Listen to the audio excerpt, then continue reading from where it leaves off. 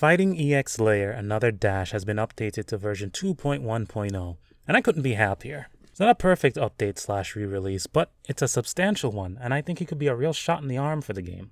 Everything I complained about in the first video I made for the game has been addressed, most notably, plus a ton of other stuff too.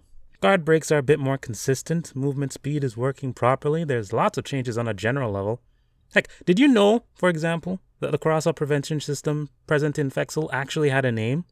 It's called the Opposite Guard System, and 2.1.0 just took it out. I didn't even know its real name, and it's gone. In the previous versions of FEXL, EX Dash was pretty strong.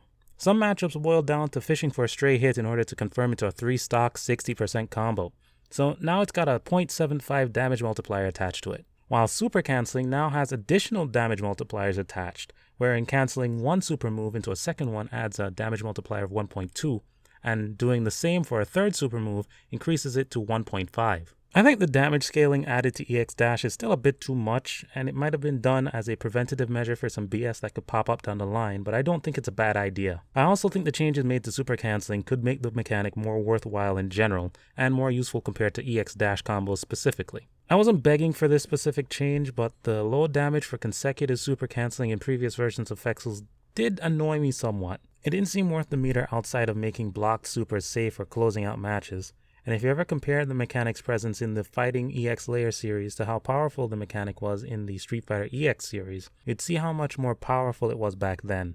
In a series with guard breaks, custom combos in EX2, and tag and meteor combos in EX3, repeated super cancels were still a viable option. I think this change makes super cancel combos more valuable in general. At least now, if you're going to hoard meter for burst damage, you need to properly confirm something first.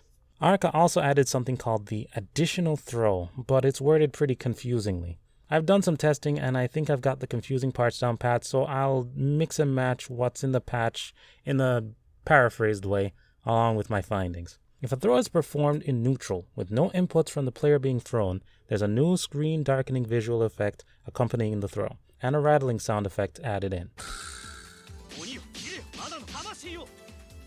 If, on the other hand, the opponent is performing a move, i.e. a normal light punch, the regular throw animation takes place. The throw has to be teched with either neutral light punch and light kick for a forward throw or back and light punch light kick for a back throw. The inputs are not interchangeable, and using the wrong input will not tech the throw. Also, personally, I think the tech window is a bit tighter, but I can't be quite sure yet. Now, during the additional throw, if the throw is successful, the throw does more damage than the regular throw and gives more meter if the throw is teched. But if the throw tech is attempted and unsuccessful, the throw does less damage.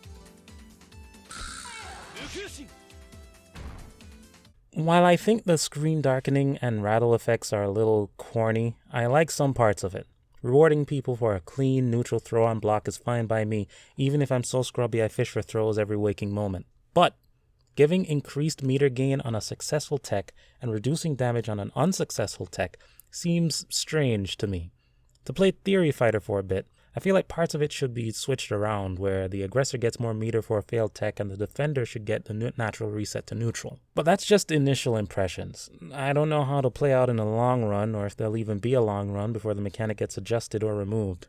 As far as character-specific stuff goes, there's some interesting things here and there, but I've played too little of FEXL to appreciate most of it. There's a lot of bugs that have been fixed, and some characters like Nanase and Hokuto have new cancel routes that might lead to some fun stuff. Pullum, for example, I've actually played Pullum. Pullum now travels horizontally in the air with her light drill pulse, which adds another movement option to her toolkit, if nothing else. And Hayate fans, you're still stuck waiting for your day in the sun, I'm sorry.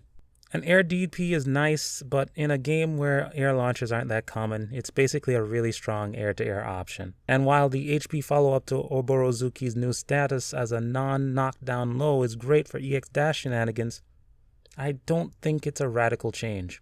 It is something though, it's not nothing. What really sticks out to me is how much the patch notes mention that some moves are balanced with online play in mind. It comes up a number of times.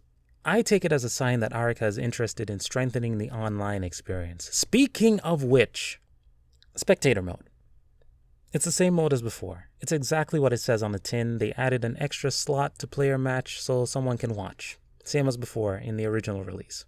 I don't know why Arca chose to handle things like this, and I can't say it's useful for large groups, but I will acknowledge that it's more useful than the old system.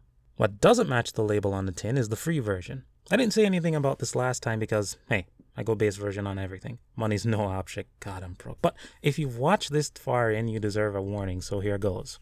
The free version of FEXL AD is more like a demo. You get 4 characters, offline versus an arcade mode. No training, no online play. It's not the same as other games with free-to-play options like Dead or Alive 6, where you get online play thrown in. The paid version gives you everything, including the gold and silver colors that used to be paid DLC in FEXL, and it's not really comparable. That said, ranked is a little better. Now sets are first to 5 rather than first to 2, so if ranked is your main way of getting matches, you can play more with the same people if you want to. Online feels a little smoother too, at least when both players are wired, or heck, even if one player is on Wi-Fi. Although I don't know if that's because the netcode is improved or because there's more than 4 people playing outside of Japan. But hey, that's a little good news mixed in with the underwhelming news.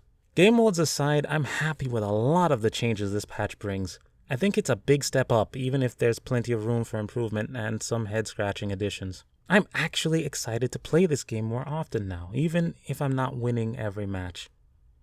And most importantly, no one can say a damn thing to me about the first video on this game I put out because everything I complained about in it was addressed in some way. I know what I'm talking about.